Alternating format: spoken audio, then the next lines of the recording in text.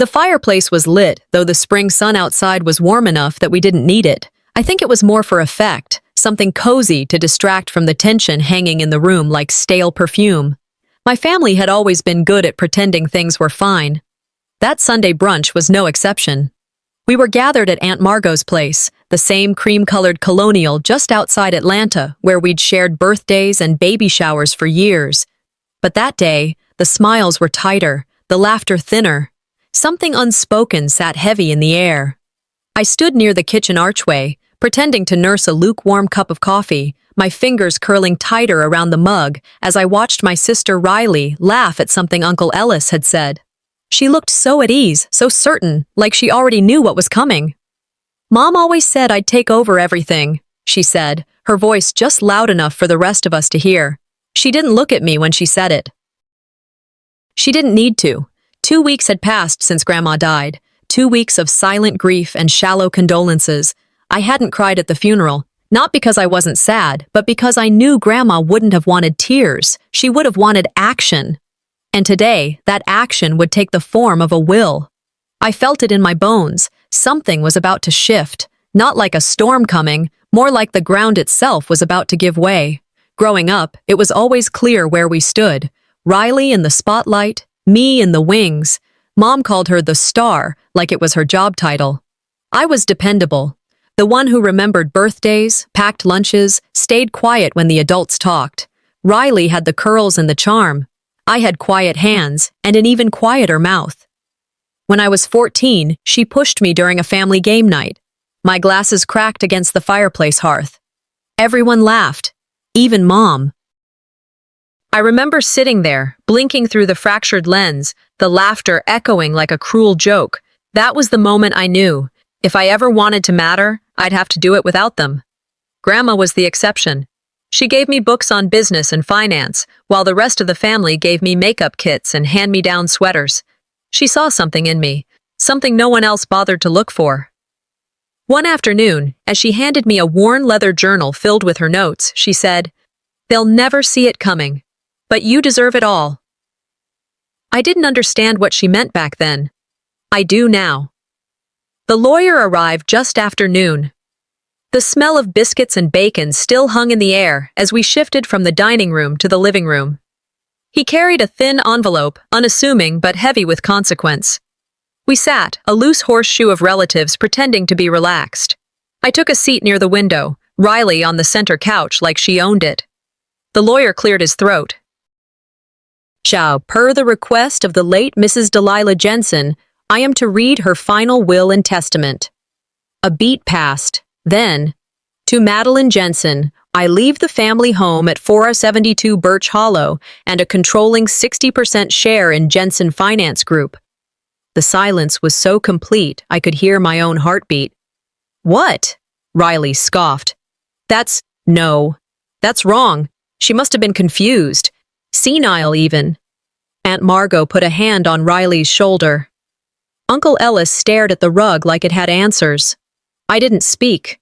Not because I didn't want to, but because I wasn't sure my voice would come out steady. Inside, my chest burned. This wasn't triumph. This was confirmation. That everything I'd suspected, about how they saw me, about how Grandma saw me, was true. In my mind, I heard her whisper again, "You deserve it all." And for the first time in a long time, I believed her. The day wore on with forced small talk and passive-aggressive comments disguised as jokes. I kept mostly to myself, letting the others swirl in their confusion. But that night, while I was rinsing a plate at the sink, Riley stepped into the kitchen. She didn't knock, didn't clear her throat, just appeared like a shadow. "You must feel real proud of yourself," she said, voice low, sharp. I didn't turn. "I didn't write the will." "No, but you manipulated her. Don't think I don't see through your little act. Always so quiet, so helpful. You wormed your way in while she was dying." I turned slowly, plate still in hand. "Or maybe," I said, "she just finally saw what none of you ever did." The glass came flying before I could duck.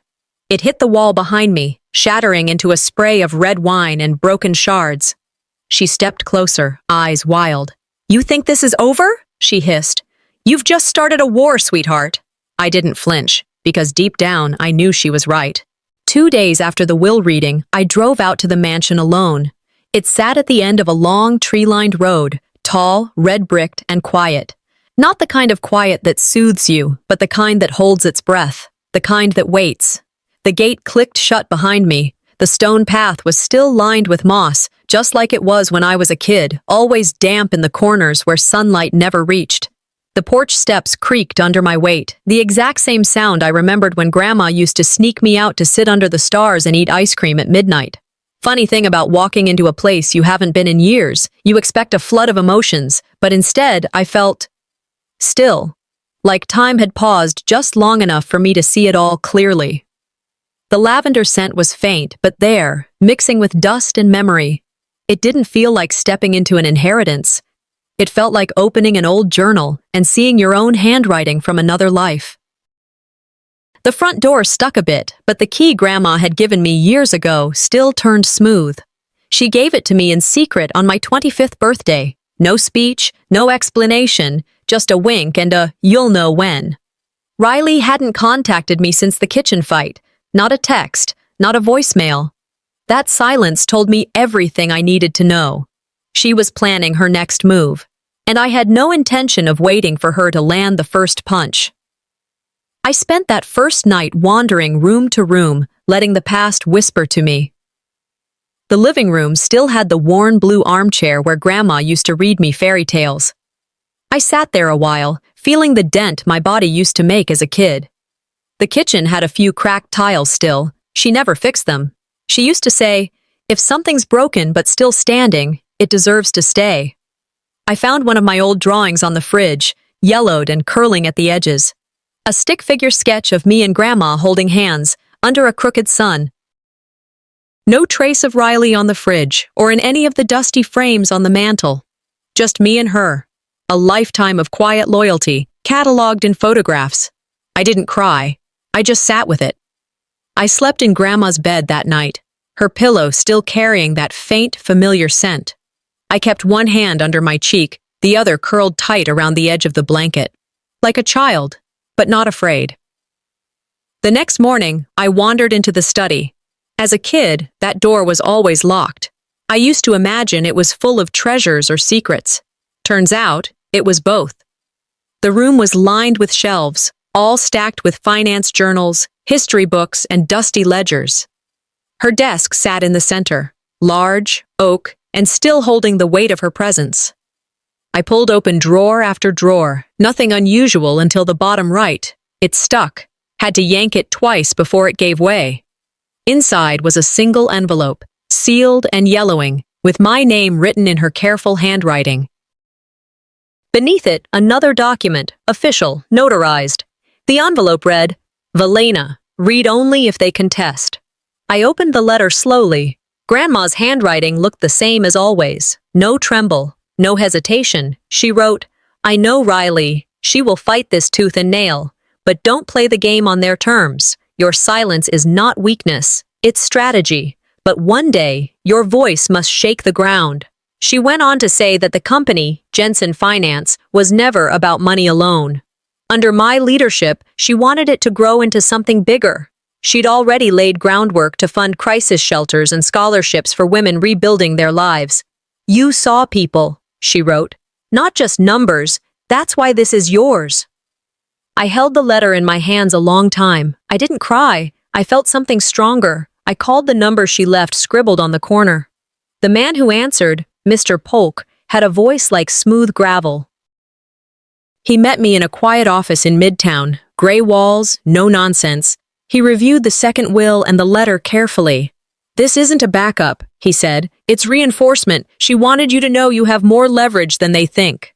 We decided to hold the second will in reserve. If Riley contested the first, we'd strike.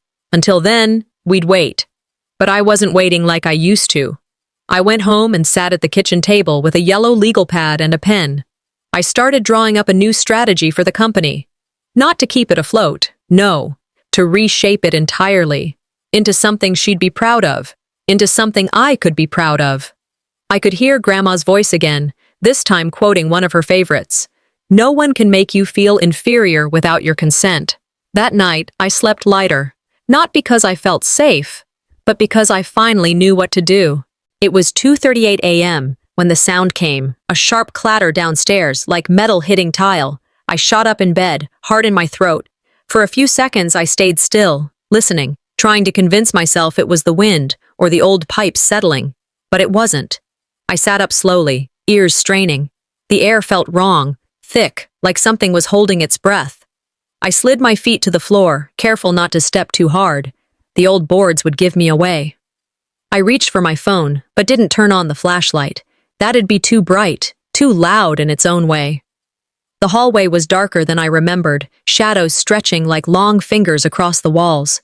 One of the front windows was cracked open, just enough to let in the chill, and something else I couldn't name. I hadn't activated the alarm system. I'd forgotten, or maybe I hadn't wanted to believe I'd need it. My bare feet carried me down the stairs, each step a little war with gravity and memory. The study door, once closed tight, was now slightly ajar. I stopped just short of it, heart pounding in my throat dry and heavy.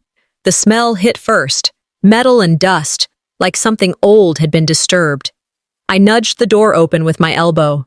There on the floor, shattered in 100 sharp pieces, was the photo of Grandma and me.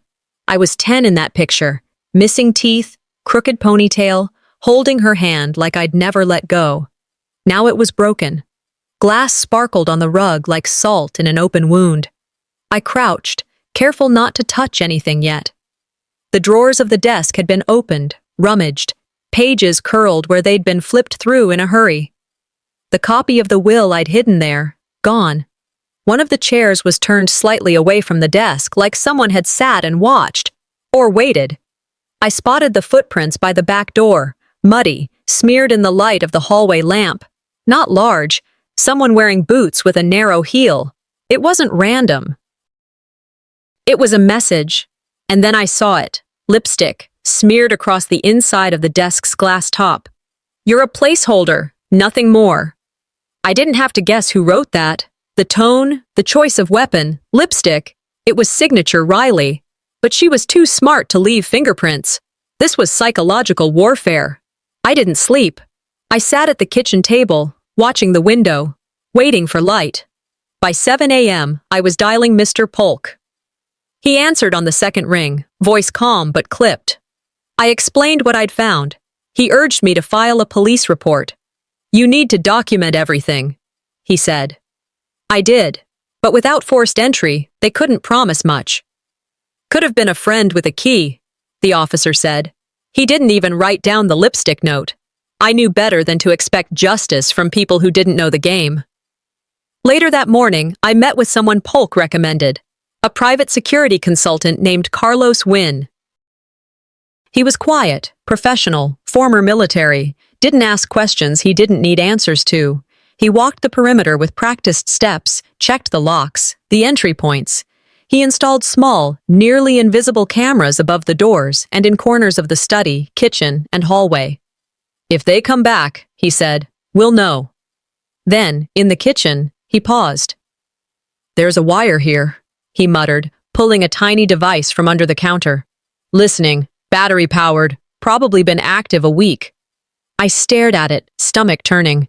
"Someone's already been inside more than once," Carlos said, "and they knew where to plant this." I didn't ask who. I didn't need to. It was Riley. Only she would know the layout that well. Only she would know how to twist the knife without leaving bruises. I sat alone that afternoon in Grandma's reading nook, my old spot. I stared out the window as the sun moved across the floor. The fear hadn't left, but it had changed shape. It was sharper now, cleaner. Maya Angelou's words came to me from somewhere deep. "I come as one, but I stand as 10,000. I picked up my laptop. I began drafting a motion, preemptive, pointed, legal. This wasn't just defense anymore. If she wanted war, I wasn't going to be caught waiting. I reached out to someone Grandma once donated to, a journalist named Corey Haynes. We hadn't spoken in years, but she'd remember me. I sent her a short email with the subject, "You'll want to hear this." I wasn't going to fight in whispers anymore. I woke to daylight spilling across the ceiling, but it did nothing to quiet the mess in my head. The break-in wasn't a dream. My hands still trembled as I wrapped them around the coffee mug, staring at the faint smear of lipstick that had been left on the glass desk. "You're a placeholder, nothing more." It clung to me like smoke. I sat in silence, listening for something, anything, that felt normal. But the mansion had changed. Its warmth, its quiet comfort, gone. The front gate buzzed. I checked the monitor. It was Callan. I let him in without a word. He walked in holding a flash drive and a printout. "Security footage," he said. "You're gonna want to sit down." We plugged it into the kitchen laptop. The footage was grainy, black and white, but clear enough to make out movement. A woman's silhouette, boots, slim frame. She passed right in front of the painting Grandma commissioned of me when I graduated college, the one she insisted hang in the main hall. The figure paused, looked straight up at it, then moved on. "They skipped the study," Callan muttered. "Almost like they knew the cameras didn't cover that room." I didn't need to say Riley's name. He already knew. Either her or someone she trusts. Either way, it's a message. I didn't reply. I was already thinking of the gala. 2 hours later, I was standing in front of the mirror, adjusting the neckline of my dress. Not for vanity. Armor.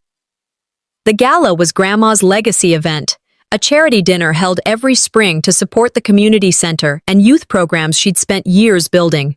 I'd been asked to speak, not just as her granddaughter, but now as the new head of the foundation. It was supposed to be my first step forward. I had the speech memorized. I spoke about what inheritance should mean, that it was about continuing a legacy, not flaunting a title. I spoke about the scholarships we'd fund, the women's shelter we planned to expand, how my grandmother believed in investing in those with no voice. As I stepped onto the stage, I spotted Riley near the side curtain, whispering something to the event planner. I felt the shift in the air. The mic cracked, then hissed. I tapped it. Nothing. Then the lights flickered. Then silence. And then applause. But not for me. Another voice took over. Smooth, polished. The MC announced an impromptu video tribute, and the crowd turned away as if I wasn't even standing there.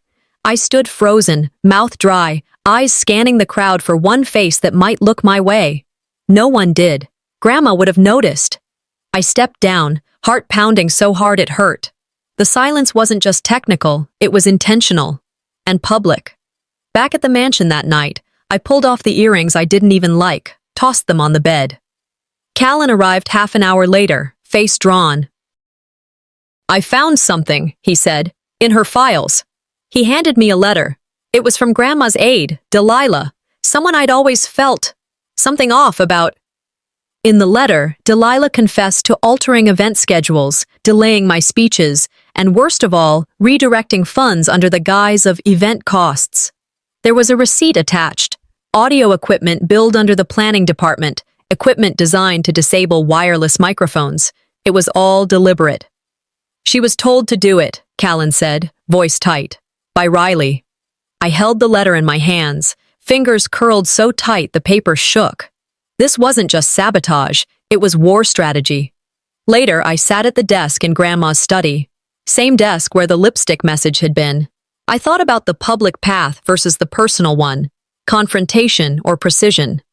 Martin Luther King Jr. once said, "In the end, we will remember not the words of our enemies, but the silence of our friends." I wouldn't stay silent. I began drafting a press outline. No names, not yet, just facts, intentions, truth. I rehearsed it, not like a speech, but like a promise. To Grandma, to myself. I didn't sleep easy that night, but I didn't feel powerless anymore either.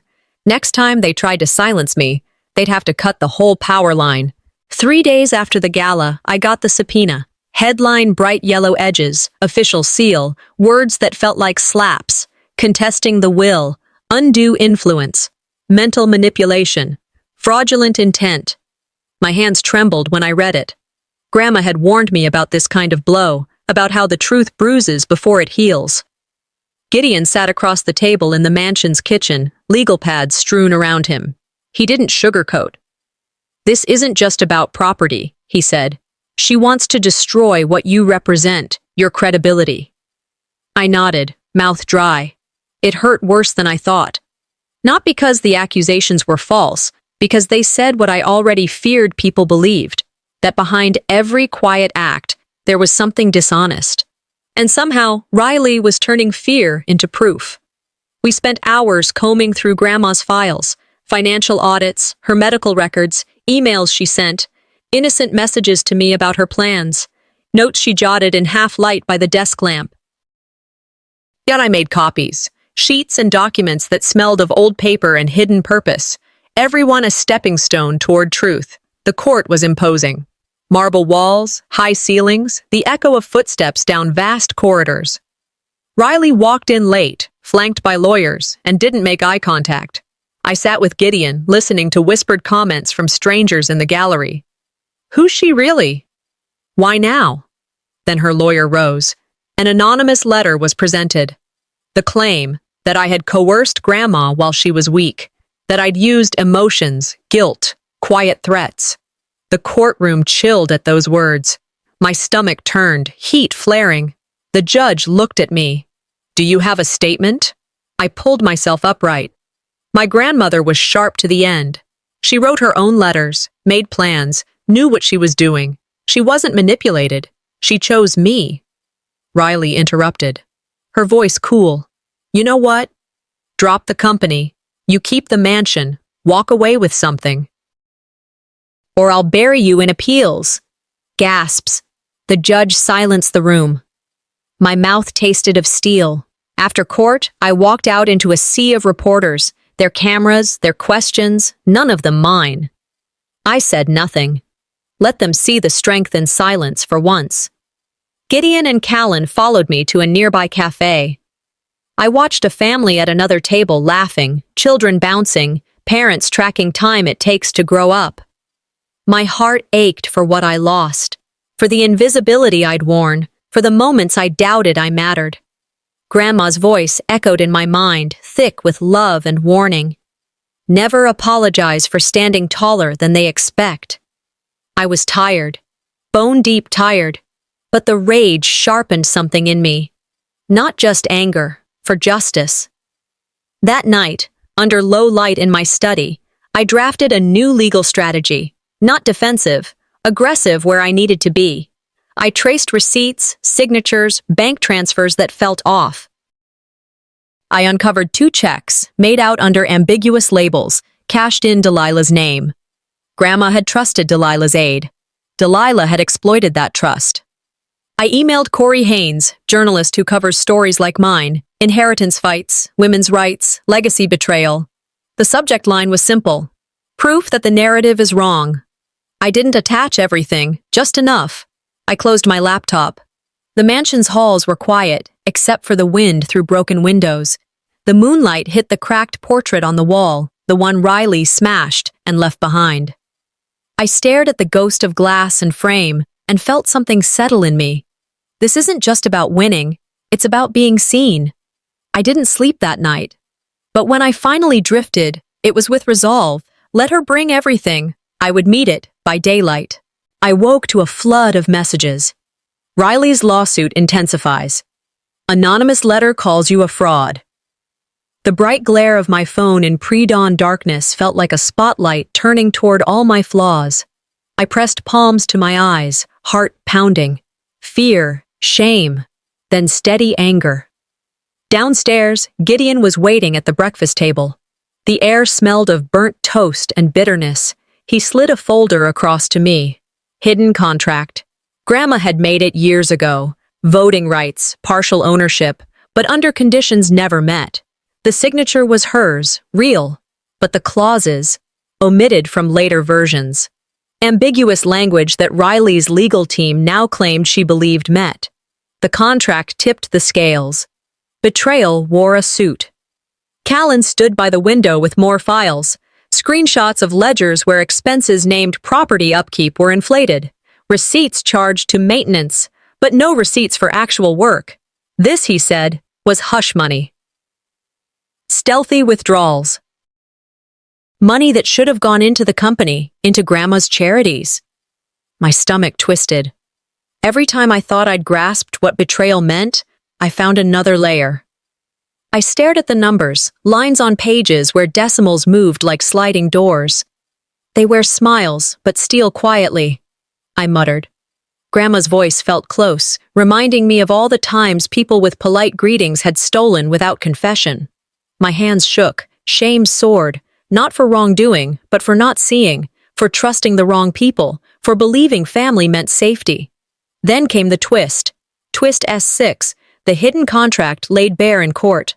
Riley's voting power, the supposed voice in family decisions, had hinged on understanding family matters to fulfill obligations. She claimed she'd been fulfilling them, but documents show she'd handled events, catered dinners, seating charts, not the corporate decisions the contract described. I argued it loudly in court. Family matters is not legal right over shares. The judge's face was stern. I felt the balance shift. Witnesses were called. My voice steady in the gallery, where whispers had once drowned me out. Mid-afternoon, the air thickened with rumors.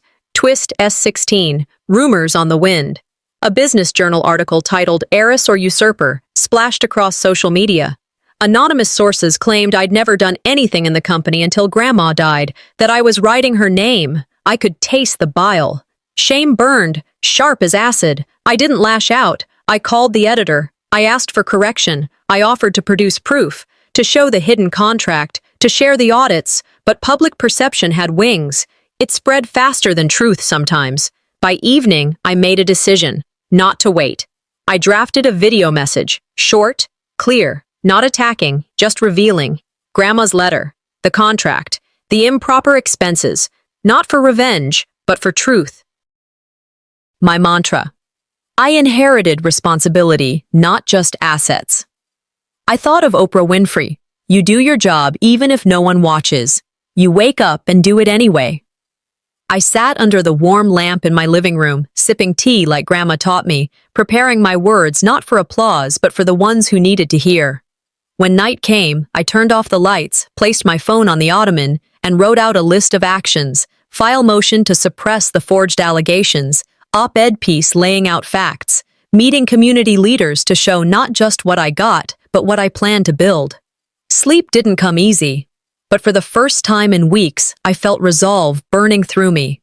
Riley's threats, the rumors, they rattled the foundations, but foundations are what choose what to support and what to fall. I arrived at the courthouse before sunrise, parking my car in the overflow lot where shadows were long and the cold seeped through my jacket. The marble steps looked more imposing than I remembered. Gideon was already waiting, briefcase in hand, eyes grim. The air smelled of damp stone and anticipation. Inside, the hallways echoed with whispers. Family members, reporters, strangers, all weaving paths I once thought familiar. Delilah entered with effortless poise, flanked by her legal team, nodding at acquaintances, smiling thinly. I felt the weight of every stare. The past months, the betrayals, the nights I lay awake, they'd led to this. When the judge called the docket, something shifted inside me. The tension was electric. Witnesses began to rise. Accusations were laid. How I manipulated Grandma. How I turned love into obligation. My stomach curled. I thought of Grandma's letters, her steady hand, her faith in me. Even when others doubted, Delilah's attorney spoke first. And I listened, throat tight, every word a knife. Then Gideon rose. I stood beside him, heart roaring behind rib bones. I held Grandma's letters in trembling hands. I spoke of her clarity, her choices. I laid out messages she sent, financial statements, receipts, every scrap of evidence I'd gathered. I said, she wasn't vulnerable. She was convinced. She was clear. The courtroom gasped when a witness under oath exposed Delilah's false signature and contradictory statements. I felt a surge of vindication, tongue sharp with truth.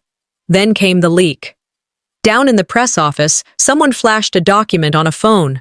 A version of the will altered online, my name removed. Headlines blared, "Will revision mystery," before I even knew. Rumors exploded. Chatter in the courtroom, in the lobby, in text threads. Gideon showed me the metadata.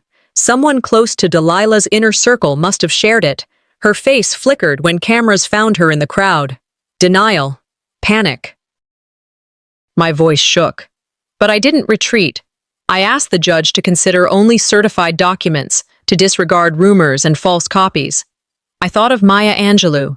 When people show you who they are, believe them the first time. I could feel the shame flare, but beneath it something sturdier formed. Clarity, integrity, not vengeance, but dignity. I prevented myself from screaming. Instead, I promised quiet strength.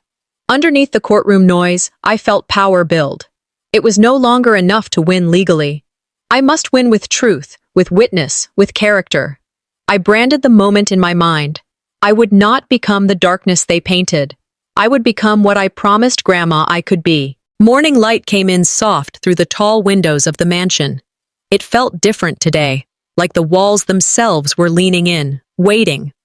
I stood in front of the mirror, buttoning my blazer. My hands shook, but the rest of me held still. Rehearsing words I hoped I would not need, but knowing I might.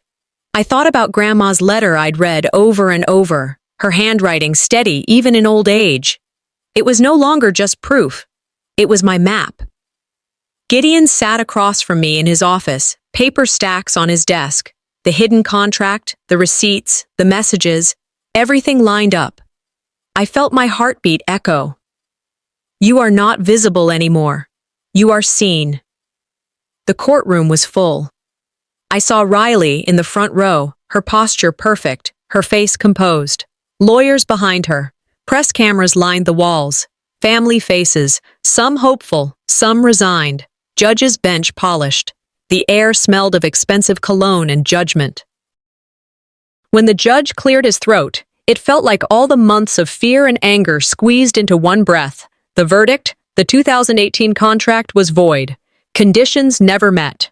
Mansion, controlling interest in the company, all awarded to me. Relief crashed in waves. Riley gasped. Some relatives cried. I sat, stunned, my chest tight. It was real. The world shifted. Then, in that stunned silence, Gideon nodded to the clerk to open the gallery. I stood, letter in hand, Grandma's final letter. I held it high. I read aloud. Your silence is not weakness.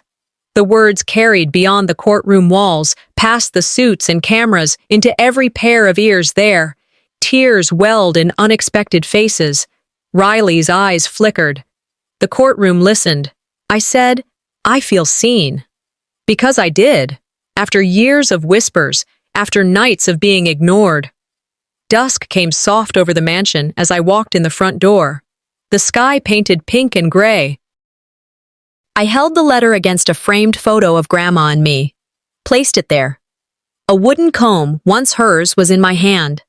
She used to say, You don't need their validation, Valina. Trust your own worth. Victory tasted bitter and sweet. Heads turned in paper. Headlines made. Voices spoke. Riley stayed silent. Some family reached out. Others did not. In Grandma's reading nook, I sat, comb in hand, letter beside me.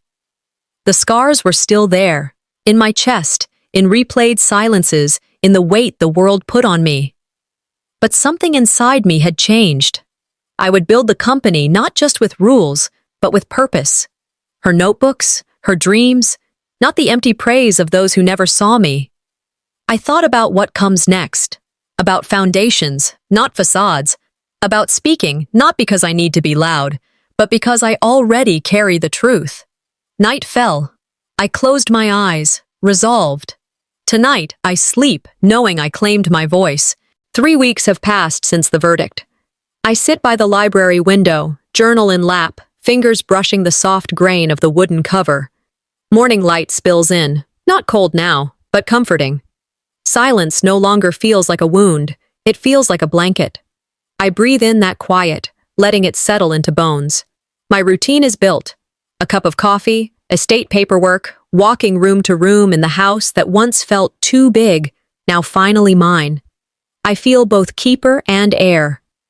Gideon is no longer protector, he's advisor, stepping back while I step forward. I glance at the perfume bottle Grandma left in the closet. Its scent used to sting.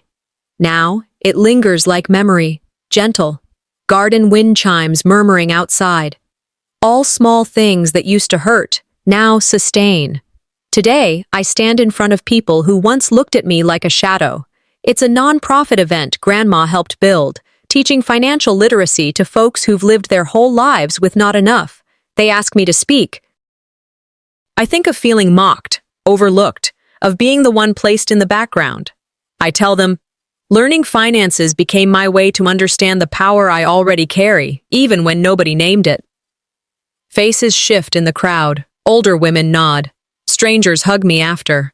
Press photos catch my smile, not because I'm loud, but because I'm real. It's never too late to lead, I say. My voice soft, but true. This will be my life's work. Heritage carried into purpose. I hear applause. I hear gratitude. My chest fills. Evening tiptoes in. I walk up the steps of the mansion. In the hallway, I see a simple envelope slid under the door. No return address. My skin prickles. I pick it up. Inside, a note from Riley. Not an apology. Not a claim. Just words. I don't expect forgiveness, but I hope you found peace.